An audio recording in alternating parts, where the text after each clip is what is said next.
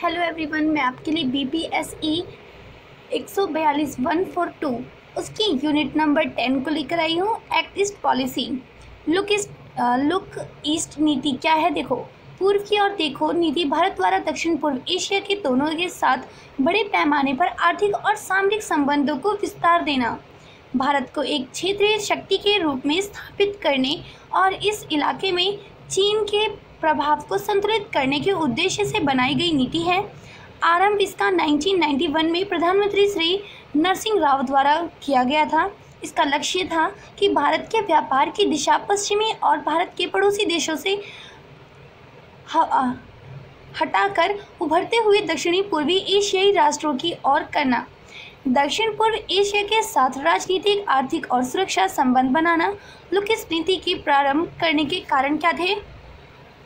उत्तरदायी कारण मुख्य रूप से शीत युद्ध के बाद हुए परिवर्तन वैश्विक परिवर्तन थे। सोवियत संघ का विघटन हो गया था, पूंजीवाद आ गया था, नए मित्रों को बनाना और नए संबंध बनाना था। अंतर्राष्ट्रीय संबंधों में आर्थिक पहलुओं पर जोर। WTO 1995 में इसकी स्थापना हुई थी। वर्ल्ड ट्रेड ऑर्गेनाइजेशन वैश्वीकरण 24 जुलाई 1991। नए आर्थिक संबंध पर जोर। दक्षिण एशिया में आर्थिक एकीकरण की धीमी गति। हमारा क्षेत्र दक्षिण एशिया में और हमारी मांग की पूर्ति ना हो पाना। एशिया प्रशांत में चीन की बढ़ती सक्रियता कम करना। भारत की अंतर्राष्ट्रीय स्तर वृहद भूमिका की चाह, उठाए गए कदम और आसियान देशों के साथ भागीदार का प्रारंभ 1991 में हुआ था। 1992 में यानी 1992 में क्षेत्रीय वार्ताकार का दर्जा। 2002 में शिखर सम्मेलन के वार्ताकार का दर्जा। 2003 में दूसरे दौर में इस नीति में विस्तार, ऑस्ट्रेलिया और उसके पूर्वी देशों तक। लुक ईस्ट नीति में परिवर्तन, आरंभ में व्यापारिक संबंध से और वृहद आर्थिक और रक्षा सहयोग और राजनीतिक भागीदारी और सड़क का रेल संबंध। एक्ट ईस्ट पॉलिसी नवंबर 2014 में घोषित एक्ट ईस्ट नीति लुक ईस्ट पॉलिसी का उन्नत रूप है। पूर्व की ओर देखो, काम करो या पूर्व की ओर काम करो नीति 1991 में पूर्व की ओर देखो थी, बाद में ये 2014 में हो गया कि पूर्व की ओर काम करो नीति। लुक ईस्ट 1991 में और एक्ट ईस्ट 2014 में। आरंभ इसका कब हुआ था?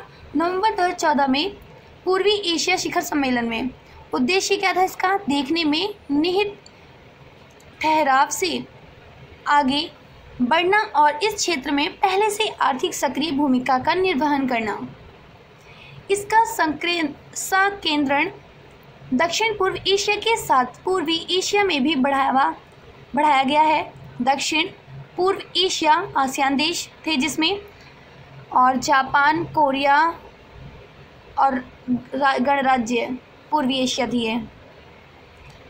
भारत के प्रधानमंत्री ने एक्ट ईस्ट पॉलिसी के तहत निम्न 4C पर प्रकाश डाला। 4C नीति क्या है? संस्कृति, कल्चर, ठीक है, वाणिज्य यानी कॉमर्स, कनेक्टिविटी यानी कनेक्टिविटी ही, क्षमता निर्माण यानी capacity building. Make in India के तहत भारत की विदेश नीति का मूल मंत्र बन गया है। प्रधानमंत्री मोदी ने जिस ईस्ट नीति की घोषणा की उसमें आर्थिक संबंधों का स्थान बढ़ रहा है क्योंकि वे सब में कमजोर कड़ी रही है। जापानी सरकार के द्वारा अगले 5 वर्ष में 35 बिलियन अमेरिकी डॉलर का निवेश हुआ।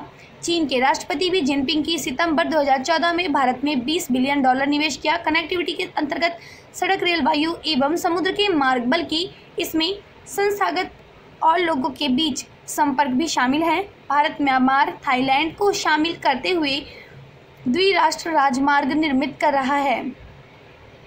त्रिराष्ट्र कई समुद्री बंदरगाह का आधुनिकीकरण एवं विस्तार और भारत के पूर्वी तट के साथ नए भी बनाए जा रहे हैं। हवाई संपर्क, उसके बाद ठीक, फिर नीति के महत्वपूर्ण बिंदु क्या क्या हैं इसके बारे में जानते हैं।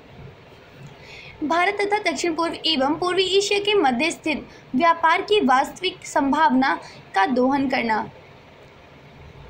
Make in India, digital India, smart city, startup India जैसे कार्यक्रमों में सहयोग प्राप्त करना। जापान तथा अमेरिका के साथ मिलकर इस क्षेत्र में सक्रिय भूमिका निभाना।